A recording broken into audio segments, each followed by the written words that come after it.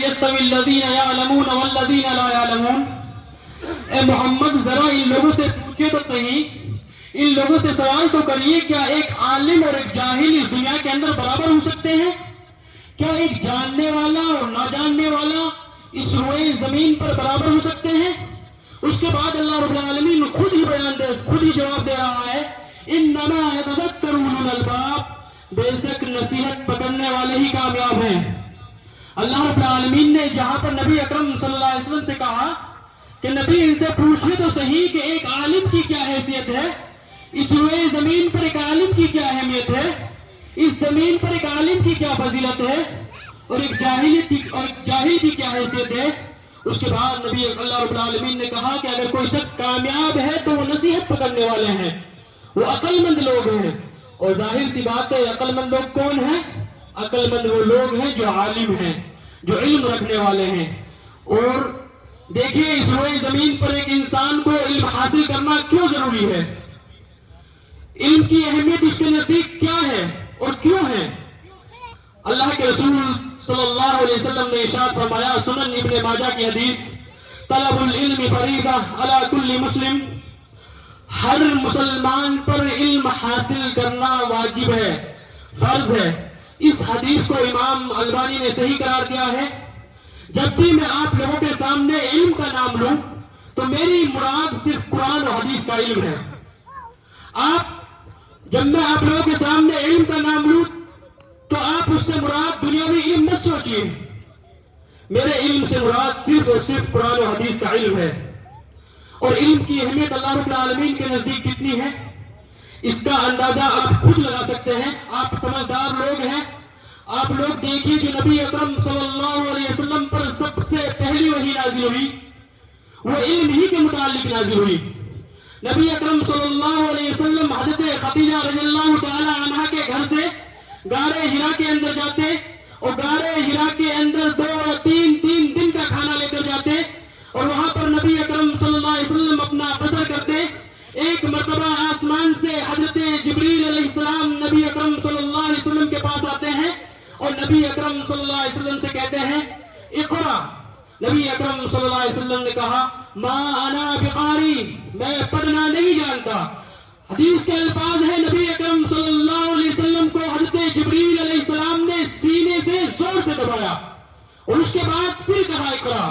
اللہ کے رسول نے دوسری مرتبہ کہا ما انا بقاری، میں پڑھنا نہیں جانتا۔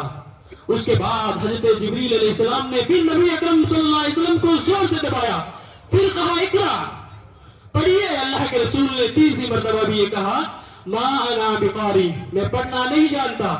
اس کے بعد ایک حدیث کے اندر آتا ہے، حدیث کے الفاظ ہیں کہ جب چوتھی مرتبہ حضرت جبریل علیہ السلام نے نبی اکرم صلی اللہ علیہ وسلم کے سینے کو اتنی زور سے دبایا اور دبانے کے بعد پھر نبی اکرم صلی اللہ علیہ وسلم سے کہا اقرا، پڑھیے، تو اس وقت اللہ کے رسول نے کہا ماذا اقرأ، میں کیا پڑھوں؟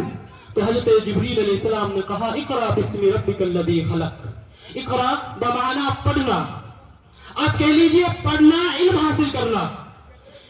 آپ اندازہ لگائیے اللہ رب العالمین نے سب سے پہلے جو قرآن کی آیت نازل کی، قرآن کا جو سب سے پہلا لفظ اس امت محمدیہ پر نازل کیا وہ اقرا ہی نازل کیا۔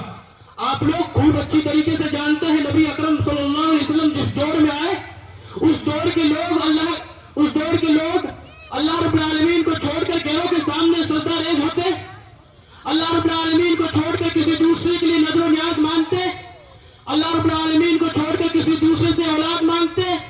اس سماج کے اندر اتنی برائیاں تھی، بہت ساری برائیاں پائی جاتی۔ وہ لوگ زنا بھی کرتے تھے، وہ لوگ شراب بھی پیتے تھے، ہر ایک قسم کی برائی ان لوگوں کے درمیان میں پائی گئی۔ اور آپ لوگ اس چیز سے بھی خوب اچھی طرح واقف ہیں، جتنے بھی انبیاء علیہ السلام اس آسمان سے آئے اس زمین پر، ان تمام کے درمیان اور ان عوام کے درمیان جو جھگڑا رہا صرف توحید کا رہا۔ جتنے بھی انبیاء آئے تمام نے صرف توحید کی دعوت دی، تمام کی زبان سے صرف ایک ہی الفاظ نکلا لا الہ الا اللہ، اللہ رب العالمین کے علاوہ کوئی معبود نہیں ہے۔ حضرت آدم علیہ السلام سے لے کر حضرت محمد مصطفیٰ صلی اللہ علیہ وسلم تک جتنے بھی انبیاء آئے تمام کی ایک ہی آواز تھی لیکن ابھی اللہ رب العالمین نے نبی اکرم صلی اللہ علیہ وسلم سے یہ نہیں کہا ہے کہ محمد ان لوگوں سے کہیے کہ لا الہ الا اللہ کہہ دیں. ابھی یہ نہیں کہا ہے اللہ رب العالمین نے. جس چیز کے لیے اللہ رب العالمین نے انبیاء کو بھیجا ابھی اللہ رب العالمین اسی چیز کا حکم نہیں دے رہا ہے. اللہ رب العالمین کہہ رہا ہے اقرا بسم ربک الذی خلق، پڑھیے اپنے رب کے نام سے جس نے تجھ کو پیدا کیا ہے. یعنی اللہ رب العالمین کے نزدیک تعلیم کی اتنی اہمیت اور علم کی اتنی اہمیت، آپ اس کا اندازہ قرآن کریم کی اس آیت سے بھی لگا سکتے ہیں.